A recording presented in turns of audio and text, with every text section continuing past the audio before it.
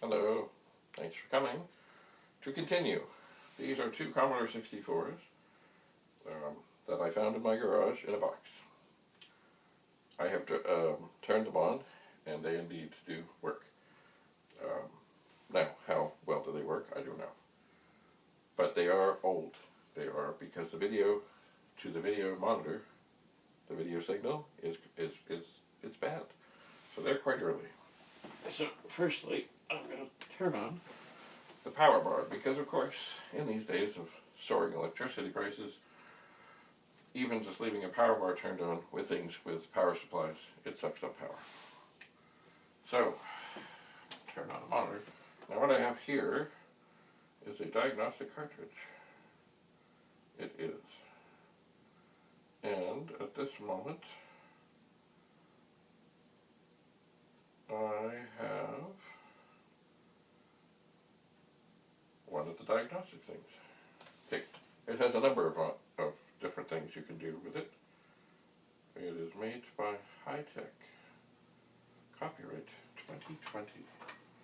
So I'm going to seek the port, and I'm going to turn this on.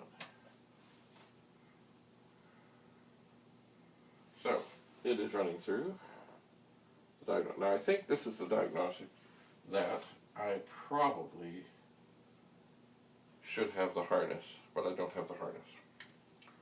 So some things may show up bad when they're not, because the harness is supposed to go to the joystick ports and the user port and a bunch of ports. It is somewhere, somehow, some way. But you know, somewhere in a box, I have such things. Oh yeah, okay, so it's, yeah, it's showing, oh, sound test. It's coming up as bad. Oh dear. I hear nothing. Now, here's the volume up.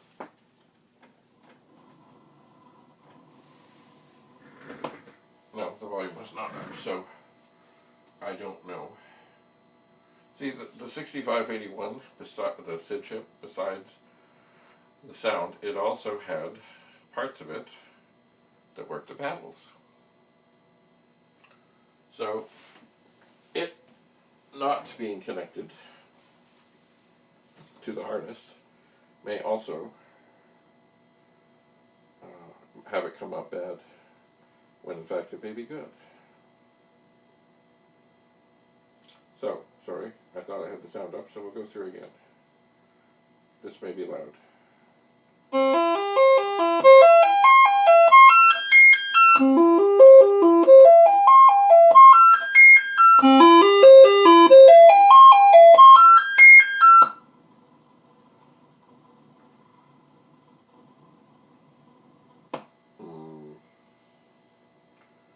Indeed, that may be that. It did make all the sounds. The sound rumble seemed a little low. It did. Anyway, one way to check that is, if I unplug this and set it over here, I can bring the dirty 64 into play.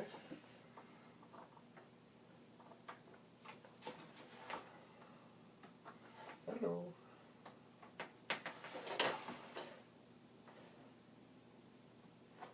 Right. And we can compare. I'm not going to touch the volume on the monitor.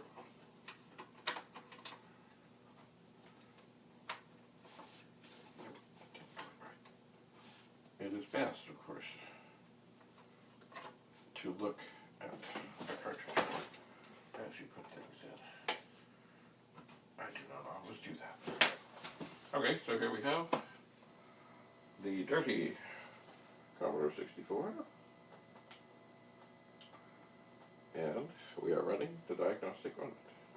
This should tell us for sure, as best as I can tell, if the SID chip, assuming the SID chip works, sounds differently than than the other. I think there may be something a little wonky with the other one because, of course, the sound was loud, but on the fourth voice, which is just the white noise generator, it was not great.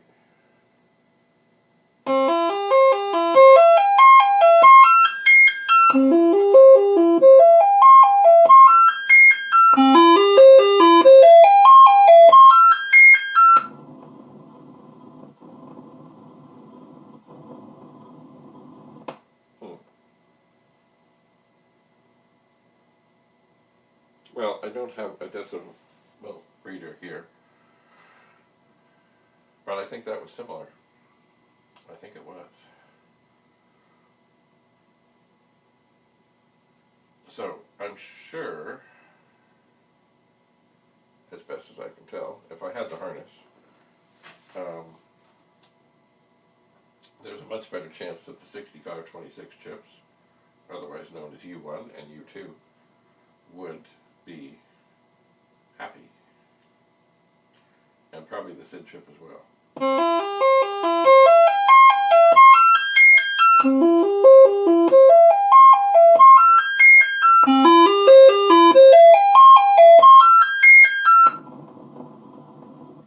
Yeah, I think that sounds about the same.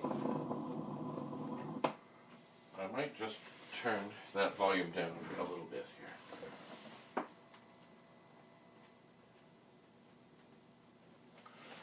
So I can hear, but it doesn't have to be quite so loud.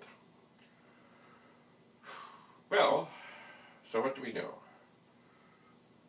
Well, it seems we have two seemingly happy Commodore 64s. This keyboard is quite dirty, and at this moment I've not made any notes on things, but I will, because I like to make notes and I like to stick them on the back so I know what's what.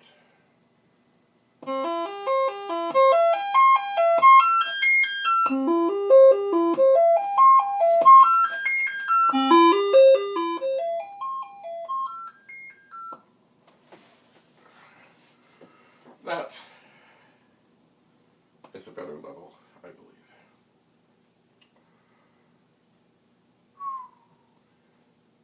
So I suppose it would be prudent to let these run for a while. But of course, another thing to keep in mind in these, I'm not sure how many of you are in Ontario or even Canada, but at the moment we have in place in Ontario, and it seems it will, at different times of day, electricity costs different amounts. And so what I typically have been doing for things like this to burn them in, the best prices we have start at 7 in the evening and go until 7 in the morning. So, I figure, with burn-in things and stuff I really want to, torture, I start them around 7 in the evening and I turn them off around 7 in the morning and see how they are on 12 hours of torture. Well, things are looking pretty good on these. I'm now itching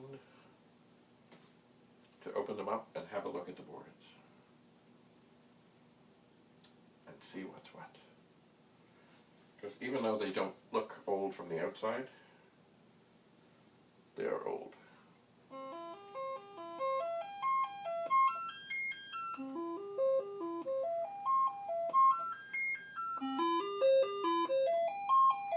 Oh, by the way, the other things it shows of cassette, control port, serial port, user port, interrupt, bad. Those can all be taken into account as being bad because the harness, which is supposed to attach to all those things, isn't there. So there are things that it would like to see and do that aren't there. There are. Anyway, I think that's enough for this time. I will, I think, shut this off. Shut this off. Shut this off. And maybe have a look-see around, which I really don't have to look around much. I know where my screwdrivers are, sort of. And look inside. Unplug this and look and see how many screws there are. Oh, yes, Diagnostics. Don't hurt Diagnostics. Diagnostics. There are 3 screws in this one, all Phillips. There are 3 screws in this one, all Phillips. They do not have, and they don't, well, there's no residue from the infamous Commodore warranty stickers that I can see, so maybe this was before that happened. Oh, that one is Canada? Where is this one made? Made in Canada. Serial number 200963. So, not really low numbers. But I suspect boards were replaced. I suspect. But then again, I don't know what the first batches had. 1, 2, 3, 6, 3, 7. Anyway, I need to get paper, I need to get tape, I need to make notes, I need to get a screwdriver. So, thanks for being here. We'll see what else there is to see. We shall. I'm hoping for sockets. Please let things be in sockets. Please let them in sockets. I think I have to go. Bye for now.